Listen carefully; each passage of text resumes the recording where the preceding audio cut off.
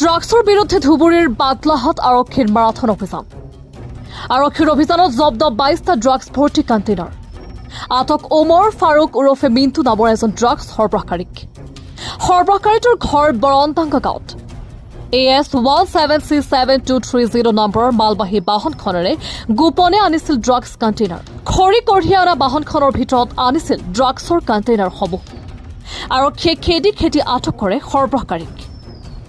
গৌৰীপুৰৰ পৰা চাহাবুদ্দিন মূল্যৰ প্ৰতিবেদন iExpress 24।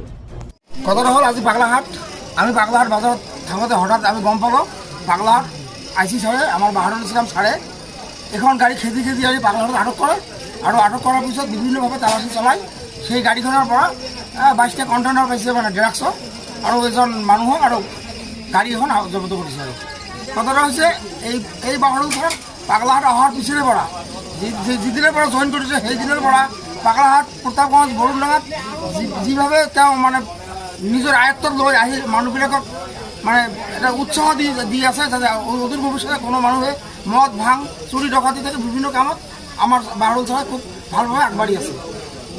কথাটো হৈছে যদি আগামী দিনত আজি আমিতো এতিয়া আমি শুনি পাইছোঁ আমি কিন্তু এতিয়ালৈকে দেখাও নাই, কিন্তু কথাটো হৈছে এই যে যিটো ড্ৰাগছ তেওঁ যে ব্যৱস্থা কৰে এই ড্ৰাগছে যে নৱপ্ৰজন্মক ধ্বংস কৰিব এটা একটা জ্বলন্ত প্ৰমাণ।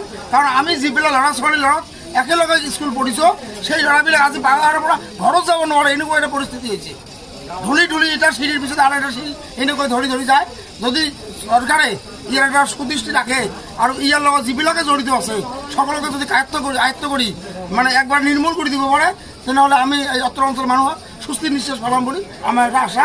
আমি আমাৰ বাগলাহাট বাজাৰ ব্যৱসায়ী সমিতিৰ তৰফৰ পৰা আমি বিনম্ৰভাৱে অনুৰোধ কৰিলোঁ চৰকাৰে যাতে এইটো সুদৃষ্টিত চায় আৰু যিবিলাক ইয়াৰ লগত জড়িত আছে সকলোকে যাতে কৰ্তব্য কৰে। যি ল'ৰাজনক আজি আটক কৰিছে ল'ৰাজনৰ নাম জানে না? আমি শুনা মতে ল'ৰাজন আমি আগৰ পৰা চিনি পাওঁ, তেওঁ যে বিক্ৰী কৰে আমি নাজানো, কিন্তু তেওঁৰ নাম ওমৰ ফাৰুক। তেওঁৰ ঘৰ প্ৰতাপগঞ্জ বৰুণডাঙাত।